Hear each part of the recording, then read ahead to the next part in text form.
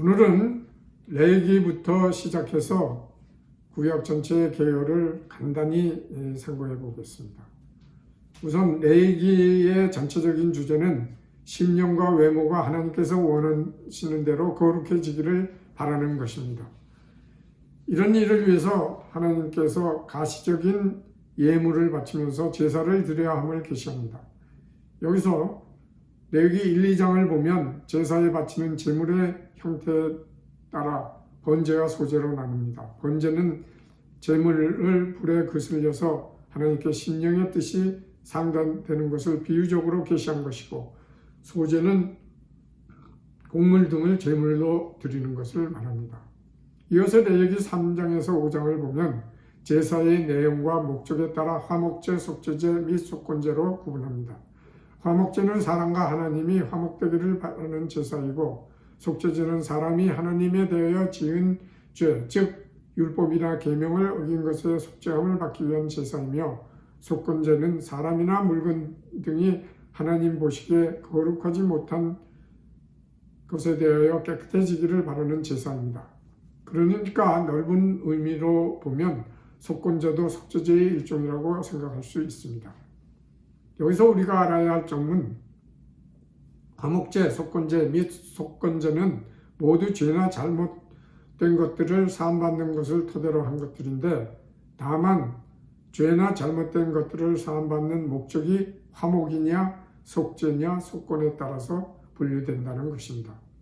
우선 속죄제는 제사장 자신의 죄를 위한 속죄제와 온 회중들을 위한 속죄제가 있는데, 여기서 온 회중이란 성전 안에 들어온 사람으로 하나님을 믿는 사람들 또는 믿을 준비가 되어 있는 사람들을 말합니다.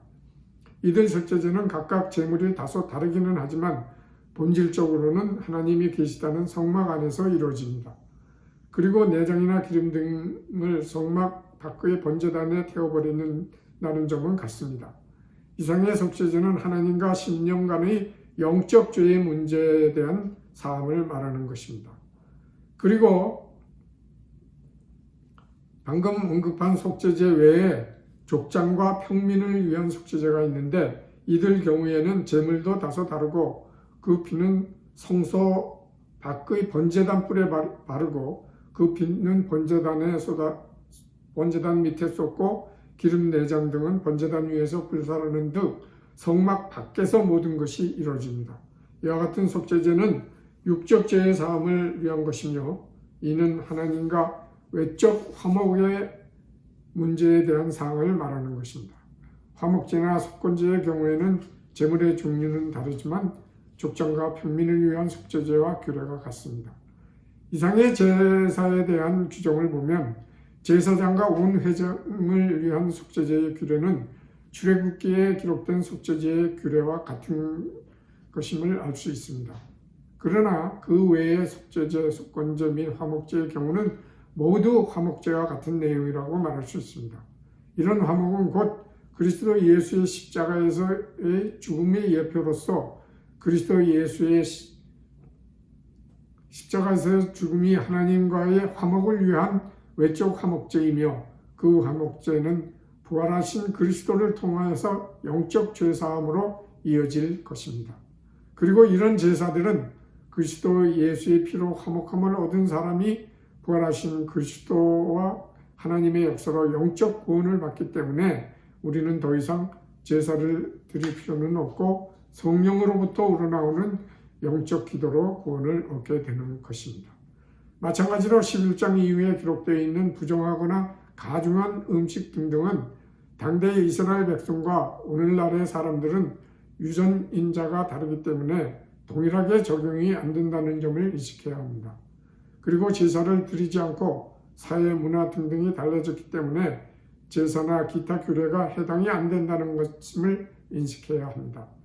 레위기가 심령과 외모가 하나님처럼 거룩해지기를 바라는 하나님의 뜻을 19장 2절에 너희는 거룩하라 나 여호와 너희 하나님이 거룩함이니라 와 19장 18절의 이웃 아가페하기를 내 자신과 같이 하라 에서 알 수도 있고, 19장 전체의 십계명의 내용이 담아있는 것을 보아도 알 수 있습니다. 레위기에 이어서 민수기는 출애굽한 이스라엘 백성은 하나님의 뜻에 맞는 모습을 보여주지 못한 탓에 여호수아와 갈렙을 제외한 모든 사람이 천국을 가시적인 비유로 예시한 가나안에 들어가지 못하고 죽습니다. 그렇다고 두 사람을 제외하고 출애굽한 모든 사람이 다 영적 구원을 못 받았다는 말은 아닙니다. 모세와 같은 사람은 출애굽기 34장에서 보듯이 구원을 받아서 심령의 하나님이 내주에 계심을 분명히 보여주면서 그리스도 예수의 예표와 같은 인물임을 보여주었습니다.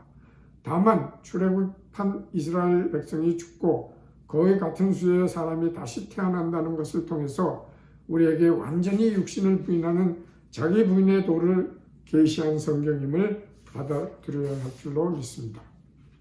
민수기에 의해서 신명기에서는 창세기에서 일방적으로 즉 엘로힘적으로 아브라함과 이삭과 야곱에게 많은 민족을 약속하신과 동시에 하나님의 엘로힘적, 여호와적 및 임마누엘적 역사를 통한 그들의 심령 구원의 원리에 대한 실제를 여호와적 방식으로 하나님께서 모세에게 역사하시면서 출애굽기부터 민수기까지 해서 보여준 내용에 이어서 결론을 지어주는 말씀입니다. 즉 신명기는 처음부터 10계명 중에 제1계명에 입각해서 구원받음을 계시한다는 임마누엘적 계시의 말씀이란 말입니다.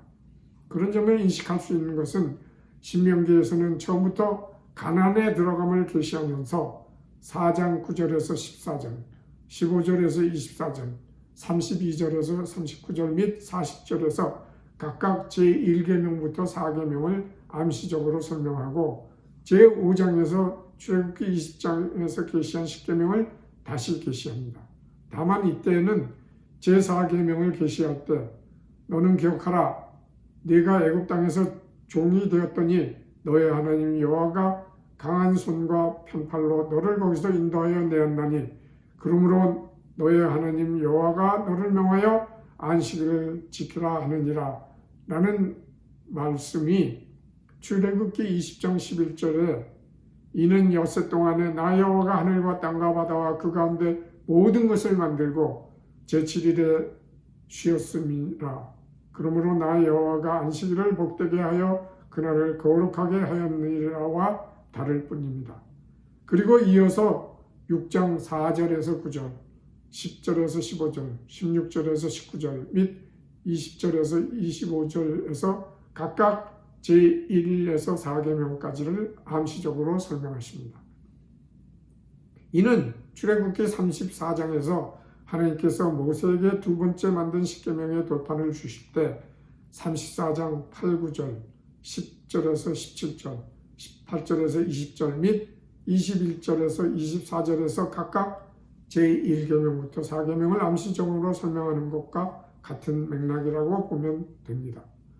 이어서 신명기 7장에서는 이방인과 분리되어야 함과 그래서 8장부터 11장에서는 자기 부인을 위하여 40년간 광야에서 배토록 하신 하나님의 뜻과 악한 타민족을 멸하셔서 오직 구원받은 백성만 천국으로 비유된 가나안에 들어갈 수 있음과 여호와적 역사로 만들어진 두 번째 돌판의 당위성 등을 설명하십니다. 그리고 구원받은 사람들이 율법을 볼 때 어떻게 느껴질지를 계시하기 위하여 하나님께서는 12장에서부터 28장의 율법을 다시 기록하도록 하십니다. 그런 후에 가나안에 입성한 이스라엘 백성에게 축복을 하시면서 모세의 후계자로 여호수아를 지명하고 모세의 임종을 끝으로 신명기가 마감됩니다.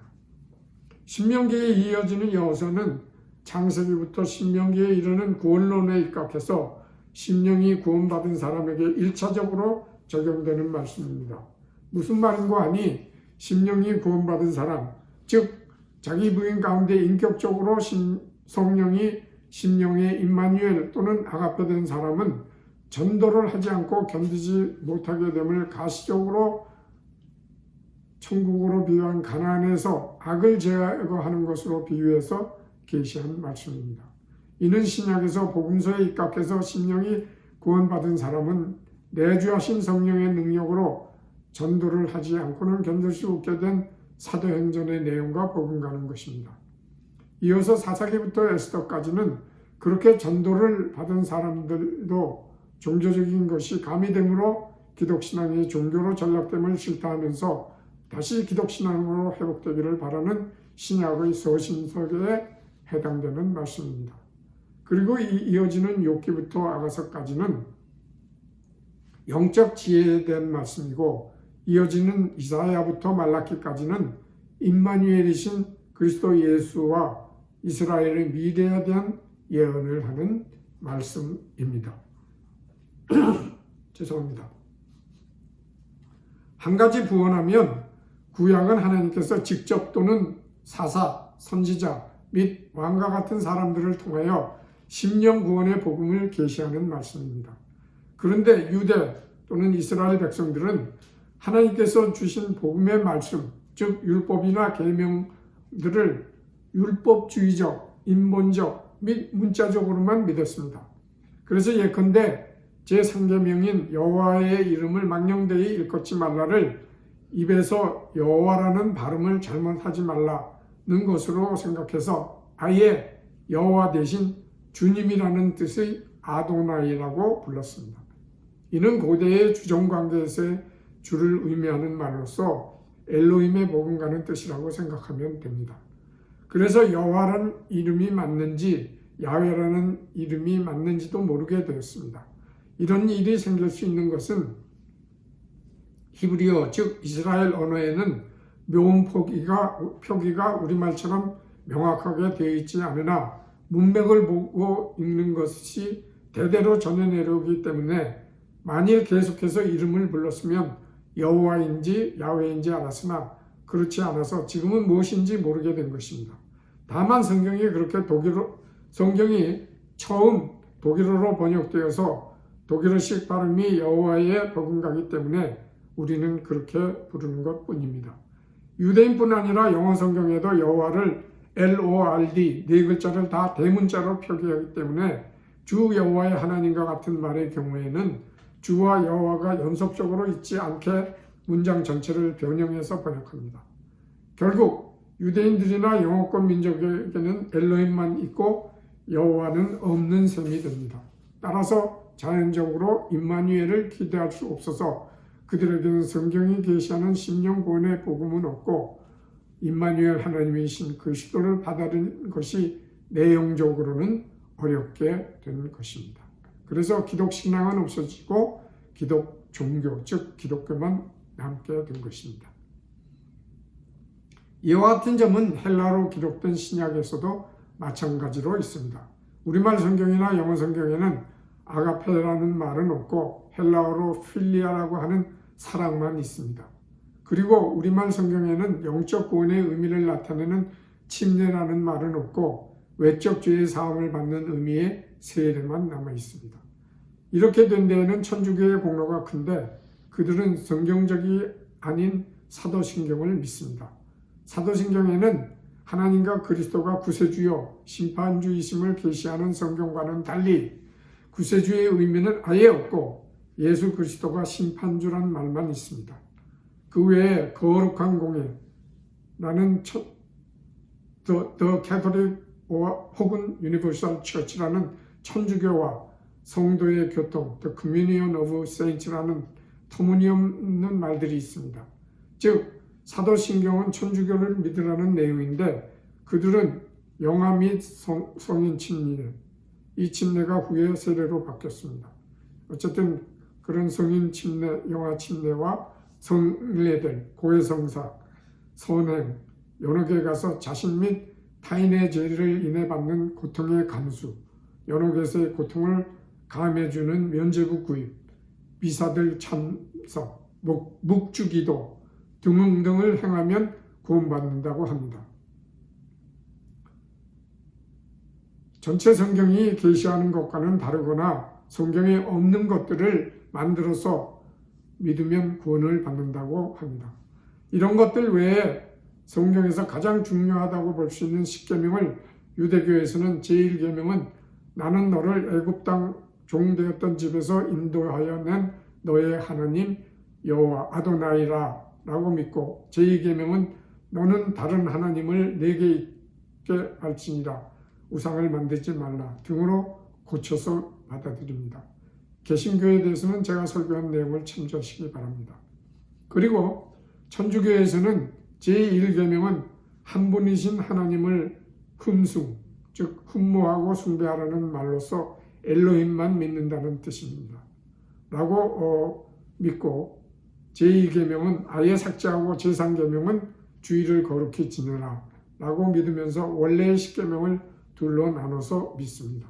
지금까지 보신 대로 과연 성경을 있는 그대로 믿는 사람이 얼마나 될까라는 생각을 아니할 수 없을 지경입니다. 그러니 노아의 홍수 때 노아의 가족이 8명 외에는 다 죽음을 당한 것이 납득이 갑니다. 여러분, 우리 모두 성경에 계시된 하나님의 뜻인 심령 구원의 말씀을 바로 깨달아서 영적 구원을 받기에 부족함이 없게 되기를 간절히 기원합니다. 잠깐 기도하겠습니다. 하나님 아버지 감사합니다. 오늘도 이 주신 말씀을 통해서 하나님의 뜻이 무엇인가를 확실하게 깨달았습니다.